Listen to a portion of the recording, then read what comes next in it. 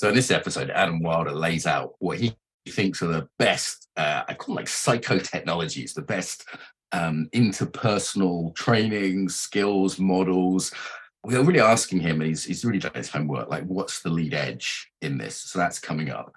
We also look at consent and look at that at a whole deeper level than I think's normally discussed, unless people are real experts. I think that's worth a look for any, listen for any teachers who are working with touch, for example, in this field. We touched on some scandals in the psychedelic world, some bunch of fun stuff about masculinity.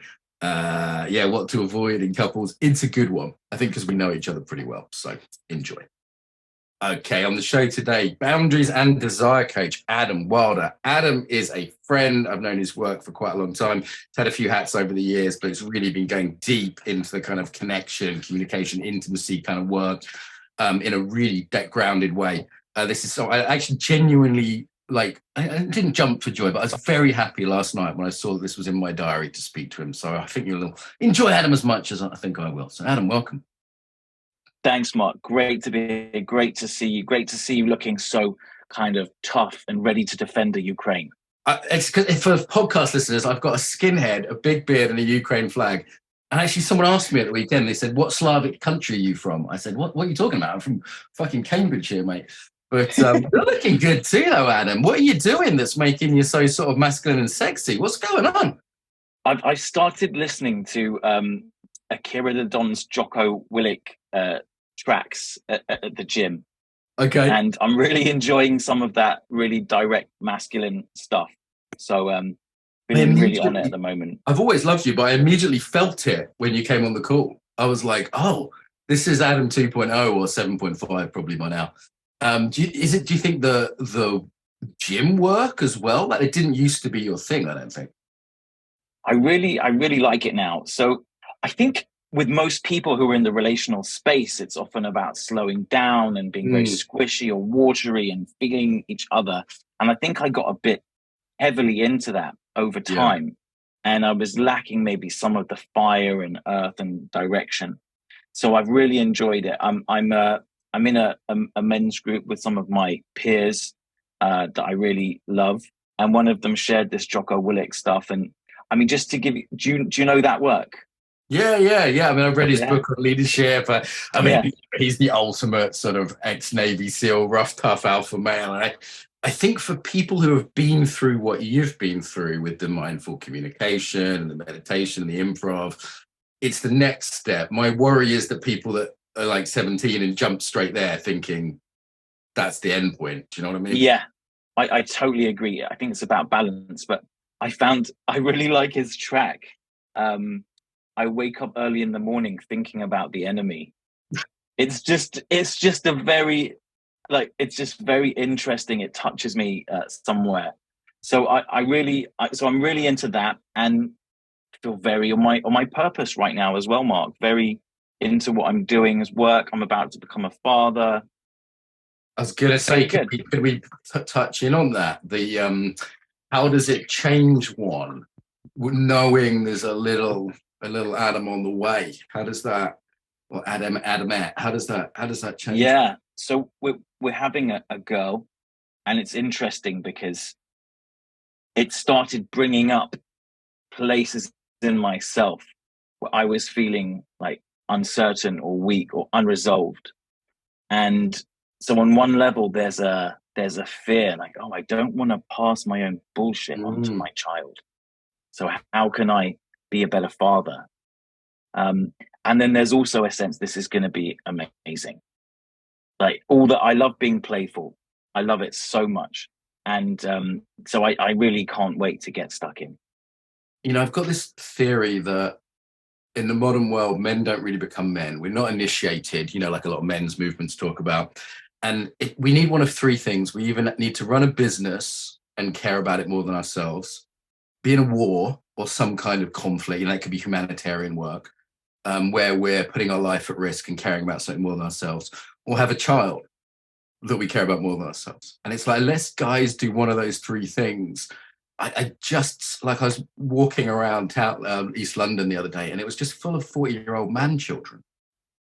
And I wouldn't want to be in a trench with any of you guys if we stick with the Ukraine/Jocko theme. You know what I mean? Mm-hmm. Have something. They look childlike and not in a good way. Yeah, I think you're right that there is an initiation. It looks to me like there's an initiation from becoming a parent. Like you literally move on a generation. And you're right, it's someone that you care about more than yourself, that you're willing to sacrifice yourself for. And maybe we don't have that in other areas of our lives. And I think that does feel important. It does feel stepping into your masculine edge. Well, like, what are you willing to defend? What are you willing to stand up for? Yeah, yeah, that's important. It's important. All right, normally we start with people's life stories, but you've been on the show before. People can backtrack and find it was probably a couple of years ago. Last time you were on a lot of our live events for Embodiment Unlimited. I know you've been on too. But just briefly, say a little bit about your own background, your own trainings, because you know you've done a few interesting things.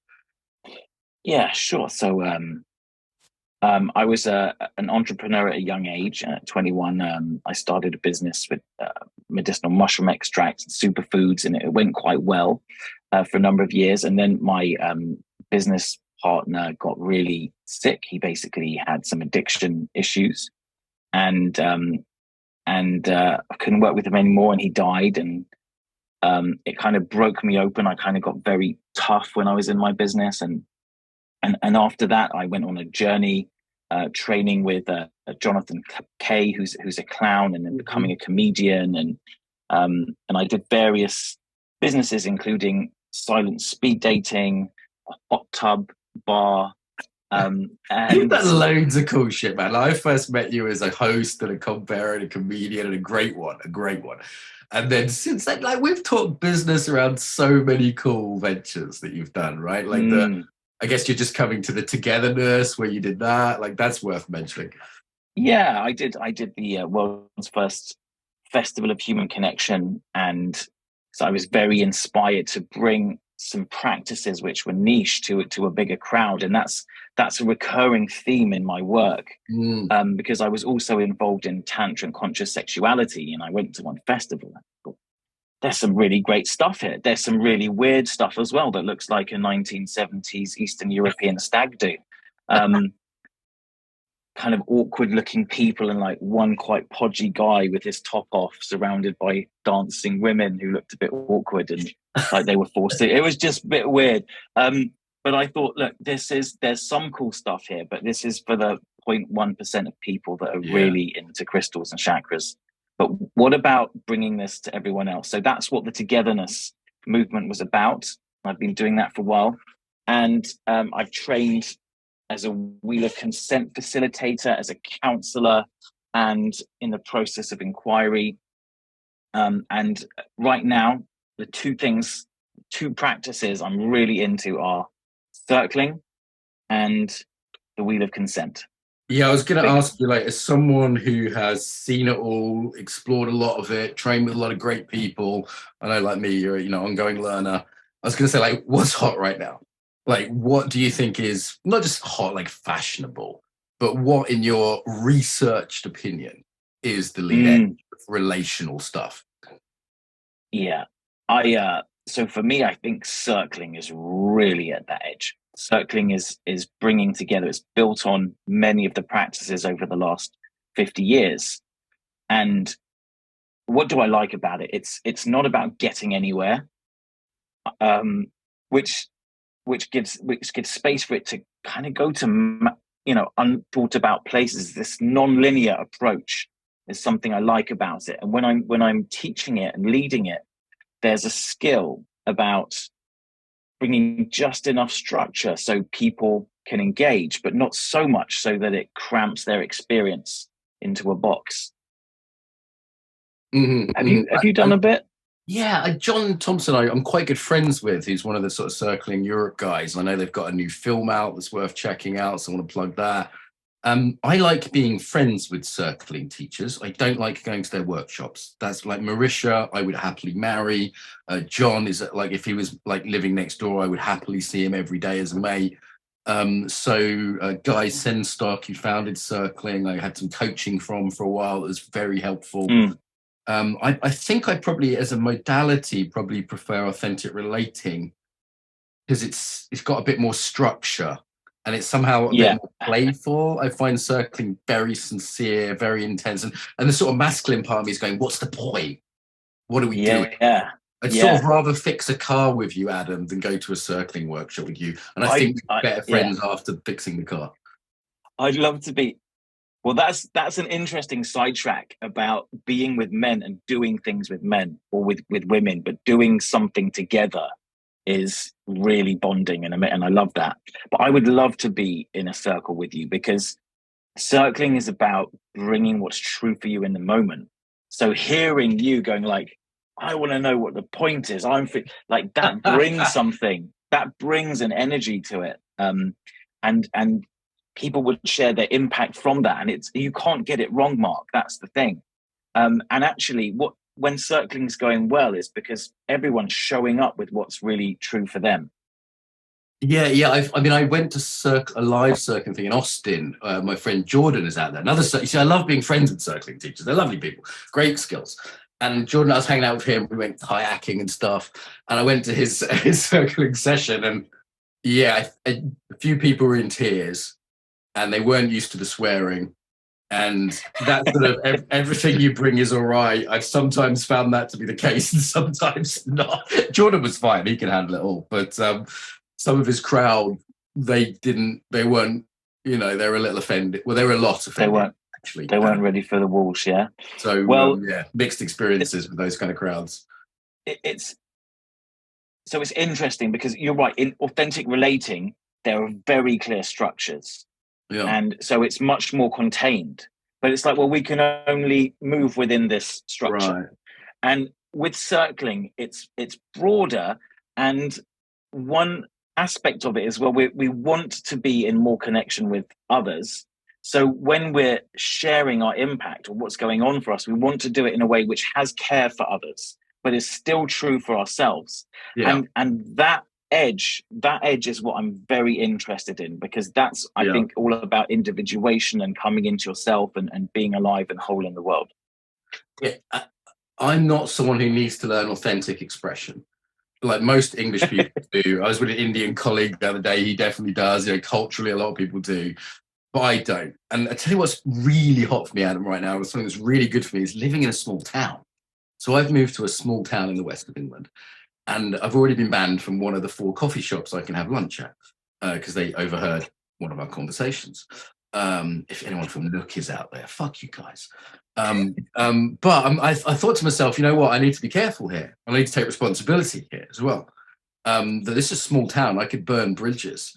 And for me, being sort of 10% more agreeable and not just saying what I think all the time, no matter how it impacts on other people, is actually really good learning for me. Like I was in a circle after conscious dance last night, the other couple of nights ago.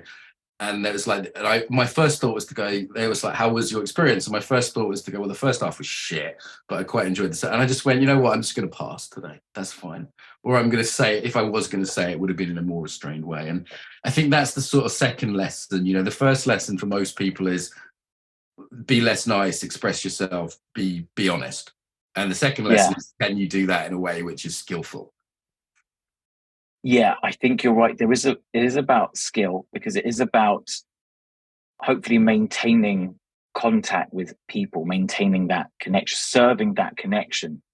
And so there's a principle in Circling of owning your experience. So instead of, when we're practicing it, we practice something called skillful projections, because whenever we're with people, our mind thinks things about them and imagines things about them. Yeah. And we get to express them as an open-ended question and own it. So instead of saying, oh, you look, I don't know, I'm just trying to do one with you now. And like, oh, imagine that you're feeling quite kind of fiery and energized, Mark. But I could say to you like, oh, you look like you're really energized and aggressive. But you say imagine as a sort of I imagine, or it seems like, and then at the end I would say, is that true? and then you get a chance to share your world, Right. and we update and get closer to each other. Yeah, that makes sense. That makes sense. That update and get closer. So it's like I'm checking in. How's this landing? This could be me. There's some sense of like, hey, this could be my stuff. There's a humility in that, isn't there? Well, I'm owning that this is my experience and your experience might be completely different, right? So at that ecstatic dance, you might have hated it. It might have been shit for you, but other people may have had a different experience. Yeah, for sure. And there's that saying like, hey, I totally get some people like hardcore, techno dance music that's really loud. It's not my cup of tea. That's the sort of owning Yeah. that is a subjective. What I sometimes don't like about communication trainings, whether it's NVC or cert trainings, everything becomes subjective. So instead, like, you'll be like, hey, we're not in Moscow right now. And then the facilitator's like, okay, so that's how you feel, is it? I'm like, no, that's a fact. Like, there's a denial of objectivity, and everything's either subjective or intersubjective. Does that make sense? So you own your feeling towards this. NVC people are the worst at this. Anything you say, they'll translate into the subjective, and that pisses me right off. Yeah, I think there's something there. You're right. You're right about that. So the reason why I think circling is powerful is because I'm never talking about someone else's feelings or experience. I'm talking about what it's like to be me right now. Yeah. And I think if I'm sitting there and someone's like, well, I'm really enjoying being in Moscow when we're clearly not, like, I would find that weird. And then I could share like, oh, I felt really weird when you said that. And I feel scared. But then you've gone back into the subjective. You haven't gone, no, we're not in fucking Moscow, you psychotic. Because there's a lot of stuff that's going wrong in the world right now, is that this movement, the postmodern move towards subjectivity being everything, right? Like, you're not a turnip. Yeah. You're not a turnip. Yeah. Even if you feel turnipy, right? Right. So look, this is interesting because I agree with you, and I'm not into this subjective denial of reality. I think that is bad. And what I experience with circling is a good use of subjectivity because it's in the process of understanding more what it's like to be someone else, or what it's like to be yourself in a way that serves connection. And ultimately, what it is for me, this practice, it's a practice of getting in touch with more of who we are in a way that unleashes our power, our energy, our aliveness, and our ability to be in the world and to be grounded. Nice. And what was the other one you mentioned? So circling, I said, like, what's the lead edge for you? What stuff that you're recommending? So circling, again, we mentioned some good people if people want to study that. Do you have a regular group? We can give you a quick plug. Do you have a regular circling group, like an online one? Yeah, I do in-person groups. I have a little dome on my roof terrace now where I live, and I do little groups kind of every week or so. You can check that out at togetherness.com. You'll see what's up there. Yeah, in person. I'm going to be doing some online ones soon as well. Cool. Stick them on the app. Anyone out there, online stuff, the studio online app, free to all. We can put your online classes on, particularly things like circling. They're not always available everywhere, are they? Like in person. So it's the sort of thing that online, is it the same? No. Does it make it more accessible? Yes. So I would encourage people. What was the other one then? Circling, and was it Wheel of Consent?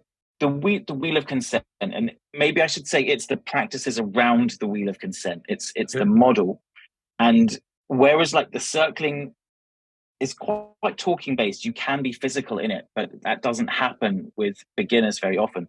Now the Wheel of Consent is much more about the possibility of physically coming into contact with other people, and it's really about noticing our desires and our boundaries, and it's about bringing them in a way that's true to ourselves. And most of us have grown up, well, all of us as children, we learn to adapt to incoming stimuli. So we're really socialized to go along with things. And then we have all the different culture, like growing up and being told you have to ask everyone else if they want the last roast potato dinner before you're allowed to eat it for yourself. And then you've got the news and media and other things telling you need to care and put other people first the whole time. And something that happens is a lot of people grow up not understanding how to put themselves first in any situation, in a way that means they can burn out, they can give more than they want to, become resentful, withdrawn, and essentially people please and have very unsatisfying relationships. This idea of people pleasing has got very fashionable, and myself and Alex Howard, mutual friend, we both discovered on our Instagrams it was by far the most popular topic of the last week or two. We just did a couple of videos. People said you should teach people unpleasing courses, Mark, you're an expert.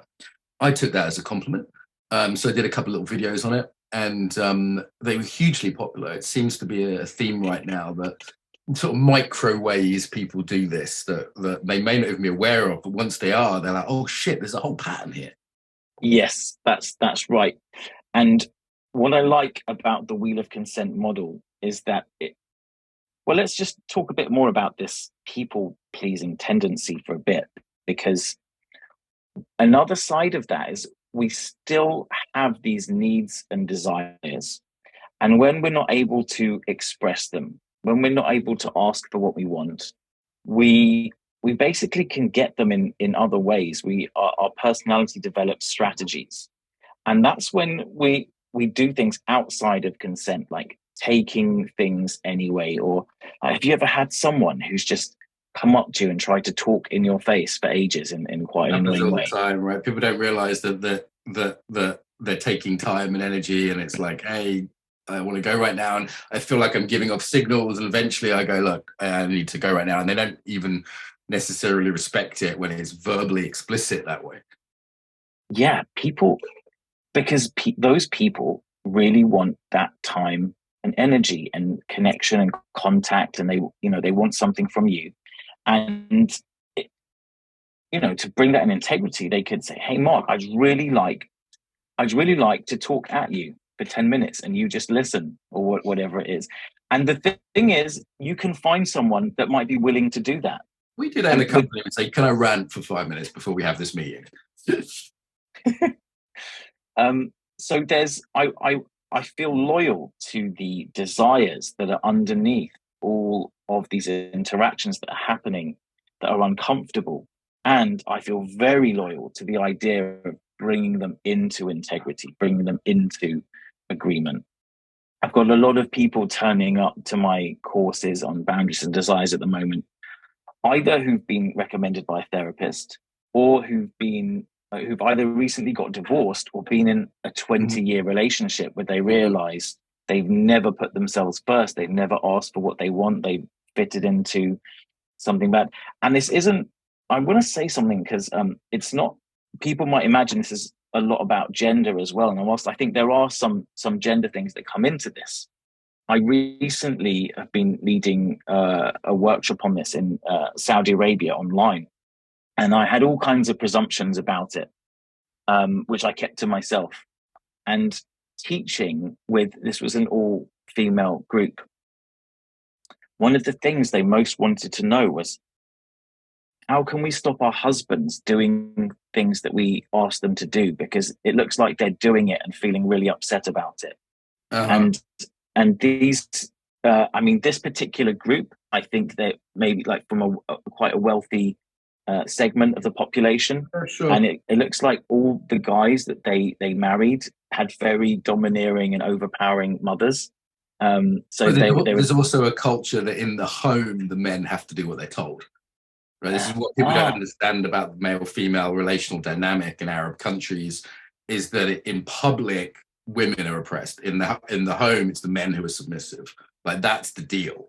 And you might argue with that. That's not always the case, blah, blah, blah. But I've heard lots of blokes say, I have no choice about stuff in my own home. That's very interesting. I mean, I sometimes feel that way in my own home now, Mark. You're an Arab man. There we go. Your Middle Eastern roots have come out. On the inside, no, but definitely I would like a bit more division in our communal sock drawer. But that's a different thing. You have to pick your battles. You have to pick. These are the serious. This is we joke about sock drawers or washing up, but this is the cold face of relational work, isn't it? It's like, am I gonna do the cooking when I finish work at 9 p.m. tonight? Okay, because it's my turn. Like this is the coal face with me and Dario, with anyone else. It was so we it's these real life situations bring so much energy for people, and I've brought in a lot of role plays in my recent workshops. So we practice the model and we do it, and people say, well, this is so easy here, but in real life it's different. I'm like, okay, let's do a role play. And someone wanted to upgrade one from an over talker to a husband and wife, where the wife is asking the husband to do something and the husband doesn't want to do it, and how and it's really intense. I mean, it's real. It's not easy. It's like yoga. It's a practice. You don't get good at yoga by looking at a picture of a downward dog, right? You have to get in there and do it again and again and notice what's going on. That's my excuse for looking at all those pretty girls on Instagram. What are you talking about? As you say, that this is a practice that we're not trained in, and it is clearly one of the most important things for our happiness, right? Like nobody, I don't think, would deny that human relationships, marriages, parenting, friendships, all the types of human relationships, these are most of our happiness, beyond sort of basic health and poverty and things, right? Like this is what makes us happy or miserable. And yet we have no dojo, we have no gym. We go to the gym for our fitness. Where do we go for this? Because when I talk to my wife, that shit's real, right? There's no dojo to practice in. I think that's just so sorely lacking. Years ago, I thought about starting a social skills dojo after talking to my autistic cousin, because he was training in social skills. He's really quite autistic, and he had to be taught to sort of, make eye contact, shake hands, introduce himself. He had to be taught things that we sort of picked up. And I thought, but this is brilliant. Everyone needs this. They just need it at a higher level than my cousin's getting at. I totally agree, Mark. And I feel very passionate about this area, actually. And so the wheel of consent, I think, is not just about these micro, the one-to-one relationships. I think this is the most important development in social relational technology of the last 50 years, this model. And I think I want to see this taught to educators who are doing safeguarding at schools and sex education. I want to see it seeded through relational therapists. I want to see it taught to everyone who's a professional who touches other people as part of their profession. Because when we seed this through our culture, then we can live in a culture of consent and healthier relationships with each other. I did a workshop recently for effective altruists and the wheel of consent, because they are all about giving money away to people or using it most beneficially. And they aren't always clear whether they're giving the money as a service to someone else to do what they want with it, or whether they're giving it because they want a particular result from it. And thinking about that is important for charities and NGOs. Just as a side thing, do you want to say what effective altruism is? Because some listeners won't know. Sure. So it's a movement that mainly started in Silicon Valley. And the idea is make as much money as you possibly can so that you can save the world, or so that you can solve problems and do the most amount of good possible. So they have big NGOs set up to give out money. I mean, they're quite into healthcare, AI, the possibility of safeguarding from AI going all Skynet, and one more thing. But it's interesting because a lot of charities in the past, when they've gone into a community and built wells or done something, and it's not actually what the community wants. Right. There's it's on the ground in Africa and different places. Yeah. Yeah. There's a new one called Just Giving, which is headed up by Rory Stewart, who was an ex-British MP, ex-civil servant, and he was actually a soldier as well. I really like him. And it's called Give Direct, and they just give money to places and let the locals decide what they want to do. Because when the gift is not something that the person wants, it's not really a gift. And I've actually got a little story to illustrate this. So, like you, Mark, I like to be a good uncle. And my niece Naomi came to visit. And I said, I will take you to a toy shop and I will buy you something that you want. She said, oh, Uncle Adam, I want a Rubik's Cube. I said, okay, well, let's go to Hamley's and let's look through the whole shop because maybe you'll see something more exciting instead. And we looked through the whole shop and there was nothing she really wanted, but we came across this really cool crossbow. Okay, it came with targets, it had rubber band. It was just, I want that, Adam, for Christmas. Yeah, I want it. Yeah. So I said, oh, Naomi, oh, this looks really interesting. Would you like this? She's very smart. She turned to me and said, Uncle Adam, I think you'd play with that more than I would. So this is the wheel of consent thing, right? It's not for her, it's for you. And she kind of felt exactly. I was kind of trying to hide my desire to buy that thing within it being a gift to her, but it wasn't really. Right. Let's use that's a very interesting dynamic. Sorry, the line went out there for a minute. Let's give another example of wheel of consent, like more an adult one. Okay, so that makes sense. Buying toys. What would be another example in like a kind of intimate love sex relationship of this confusion of who's it for? Great. Let's just really bring it into sex now. So let's say you are doing something to your partner, like maybe it's giving them oral sex, okay, and maybe they're not really, maybe you don't really like doing that, okay, maybe like you're not really enjoying it, and do you know what, maybe they're not really enjoying it either. That's the worst situation, right? But then maybe they don't say anything because they're worried that if they say something it's going to upset you, and so you both pretend to enjoy this thing that it's not actually for anyone. Neither of you is really enjoying it. And that can go on in relationships for years, like for 20 years, that kind of situation. And it builds up resentment. Another thing is, well, I mean, that's kind of giving something that you think the other person wants that they don't really want. There's a little German folktale about a married couple, and every morning that the man goes down to the local bagel shop and gets a bagel, cuts it in half, gives the top half of the bagel to his wife, which he really loves that bit, but because it's his favorite bit, he gives it to her because he loves her so much. Now, she was actually involved in a traumatic top half of the bagel accident as a child. So she hates the top half of the bagel, but she pretends to like it. She really wants the bottom half. So they can go on like that for 20 years until one day they're having an argument and he's like, how can you do this? I always give you the top half of the bagel. And she's like, I don't want that top half of the bagel. I want the bottom half. And they discover that they've been doing that for a long time. And the way After you.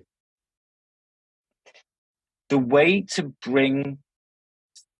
to stop these interactions, to bring these dynamics, to have satisfying relationship, is to start taking apart the acts of giving and receiving and to understand what they really are, because often it's very confused. And that's what I do in my workshops. So we take it in turns within very specific dynamics to make requests. Will you squeeze my shoulders? May I feel your hand? And often people in the feedback say, oh yeah, I really enjoyed doing this and it was for both of us. And for sure, you can enjoy something even when it's the other person's turn to receive, but it's always more for one of you.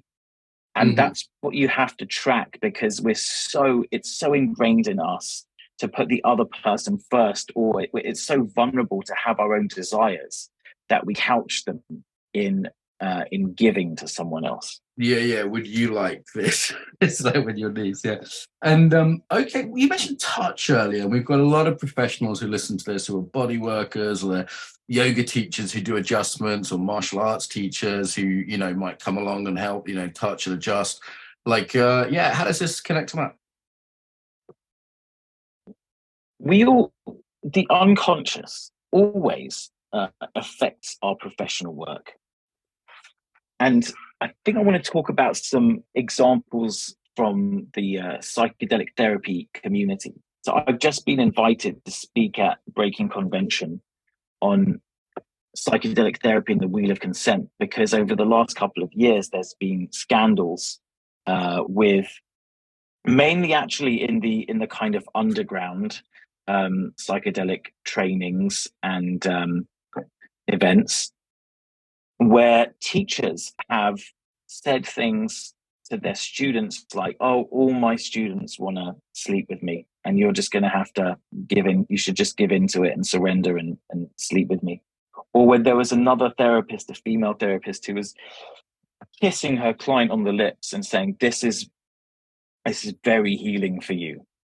Okay. Now, there might, whilst they were under the influence of psychedelics. Now, I want to say there are instances within consent, you can work with practitioners in a way that involves intimate touch and sexuality, and you can do that. But this is not that. And actually, when as a professional we're in service to our client, it's always about putting the client's needs first. I mean, it's always about being in service to them. I mean, any therapist listening to this is going to be aghast. They're going to be like, what the fuck? Like any psychotherapist. Like, is it just that community is rediscovering therapeutic boundaries? I mean, and I guess there's also this other issue of altered states, right? Because one of the things I've realized is consent isn't just someone saying yes. It's someone in their best adult self, fully integrated, saying yes. Not when they're drunk, not when they're even tired or angry, not when they've been dancing 3 hours of conscious dance and they're high as fuck. What, and certainly not when they're on a drug. I mean, like, where's the line of informed consent when it comes to, I think particularly in body practice, like most people wouldn't regard conscious dance as a drug.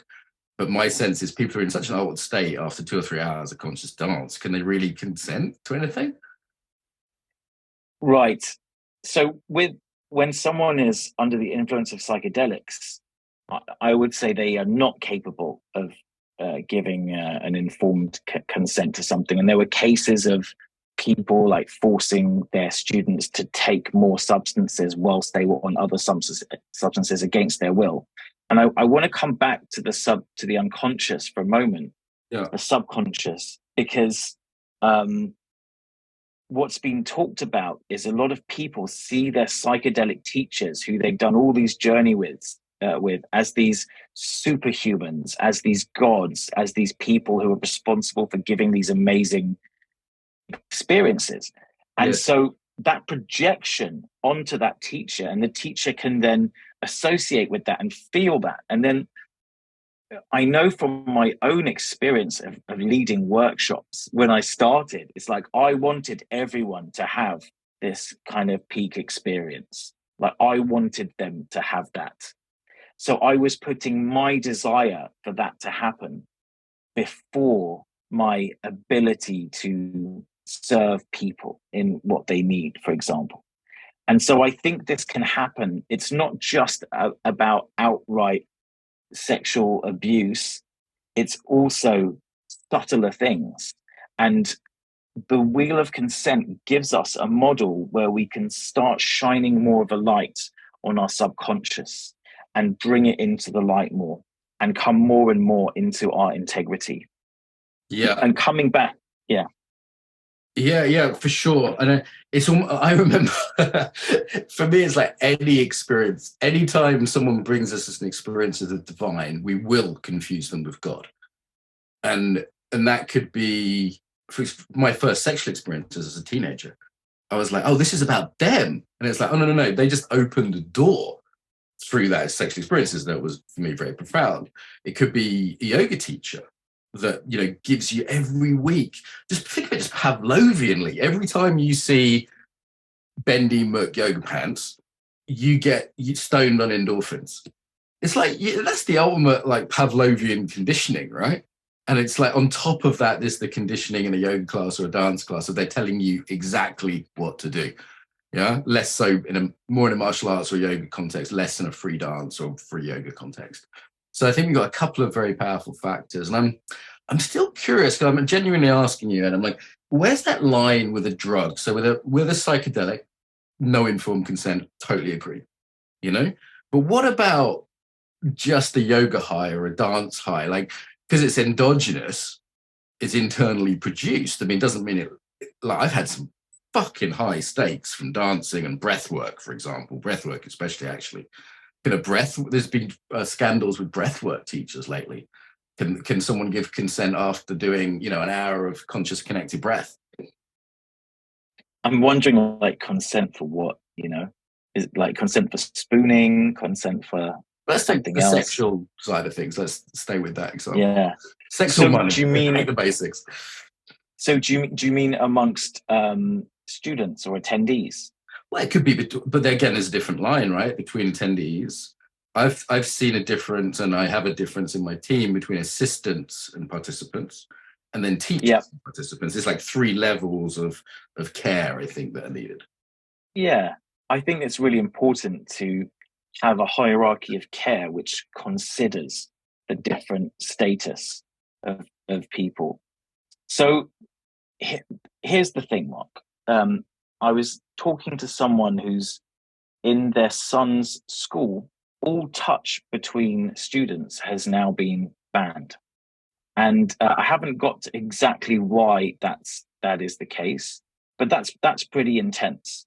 That's child abuse. There's a danger if there are so many scandals in the psychedelic therapy world that touch between therapists and clients becomes non-permissible, and I think that's a danger as well. So what I'm trying to say is, in one way of dealing with the problem of some people experiencing non-consensual touch is to ban all touch. That's the nuclear option, and it's I think it's just Profound really MS. the worst option. Yeah. Profoundly wrong. I may have mentioned this before, that in the States at certain universities in the freshers week, if you want to dance next to someone, you have to ask them twice, right? 2 or 3 times And in some, to dance with someone. yeah. How fucking awkward. Like teenagers aren't awkward enough. Do you know what I mean? And so the other thing to do is to educate everyone about getting in touch with this direct route to their sense of self, so they can track in the moment: is this something I want? Is this something I'm willing? Am I a maybe? Am I a no? And the more we can do that, the more hopefully we can relax around each other a little bit more. When you probably know this, when someone can say no to you, when someone says no to me, I love it. I instantly, like, my system updates and I feel way more relaxed and alive. I'm like, I'm free to be my weird self, because I know that it's not going to be it's too safe, much. right? You're safe not Yeah. to abuse them. It's not just that you're safe not to be abused, it's you're safe not to accidentally abuse them.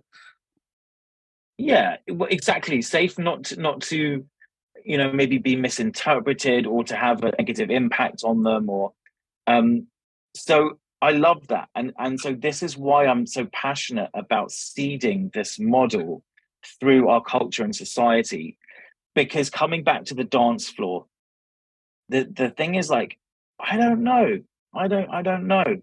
But what I do know is that if everyone on the dance floor has more of a sense of self and is able to slow down and track, and if people making requests are willing to receive a no, willing to slow down, and if the people making requests are asking for the thing that they want with integrity and not the thing that might give them access to something else that they actually want, then I think we're in a better situation. Like the sleazy hippie guy. Do you want to go for chai? Because I really want to spiritually connect.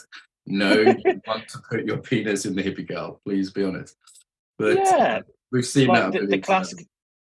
the classic example of these guys running around Koh Phangan going, yeah, you need healing. I need to give you a yoni massage. Is it really for this woman, or is it for the guy who wants to feel really good? touching and get vaginas that access. no one would let him Yeah. touch based on his personality.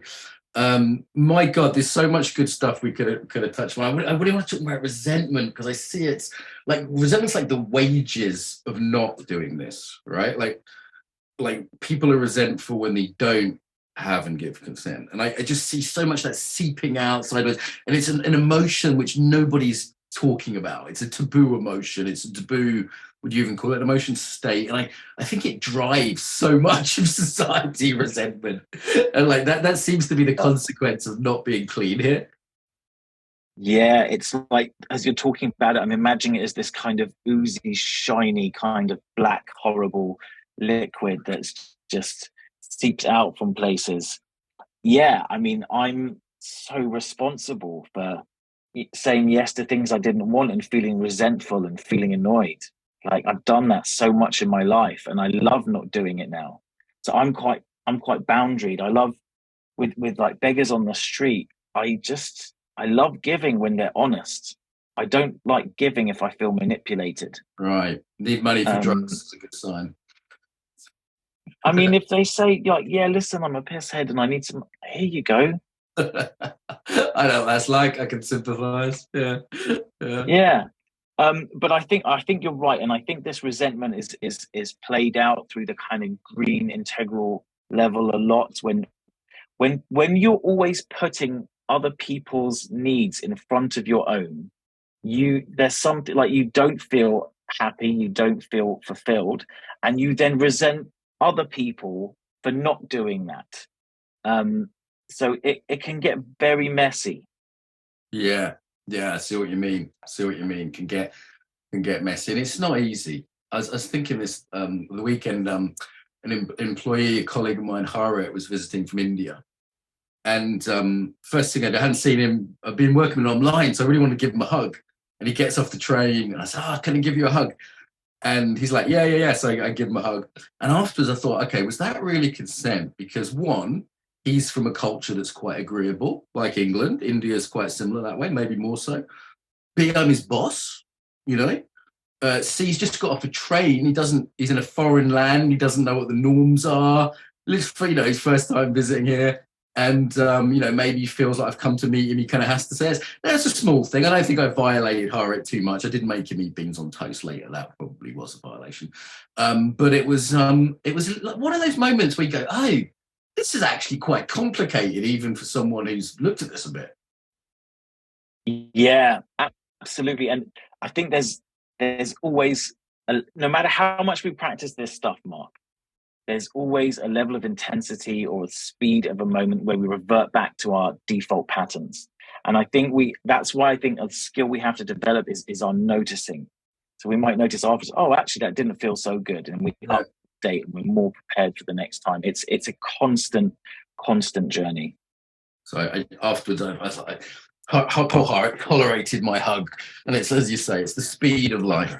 All right, now in terms of people wanting more of this stuff, we do have a people pleasing course about to start by the time this comes out, like tomorrow or something. You can mail us or look on our website for that. And Adam, where do people go for all your stuff? Come and check me out, adamwilder.com. AdamWilder.com. Let's seduce people a little bit. What can they get there? Give us a few of the gems they might find. Yeah, you can sign up and get my free guide on how to answer difficult requests easily and quickly.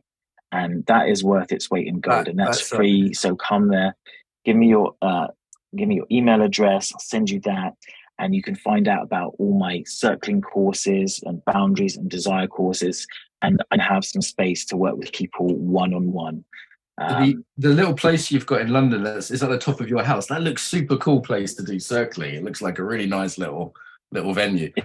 It's very magic. It's a sky dome, a perspex dome overlooking London, and it's a really magic place to practice and be. Adam Wilder, thank you very much. Thanks, Mark. Well, Walsh, if you like that, you'll probably like embodimentunlimited.com and our app. So on both of these things, you can get a bunch of podcasts that aren't available here, some exclusive ones with some big names, some people you'll probably recognize that are over there. There's a copy of my book, PDF of my first book on embodiment, which seems to people like. Sold quite a few copies on Amazon, but there's a free copy there. What else is there? Loads of videos of me coaching embodiment, resources on trauma, on meditation, on yoga. And you can also chat to people without going on Facebook or any of that nonsense. So if you want to chat embodiment with people, that's there. And it's on the embodimentunlimited.com, all free, and the app available at the App Store and all that good stuff. So if you like this, do check those out.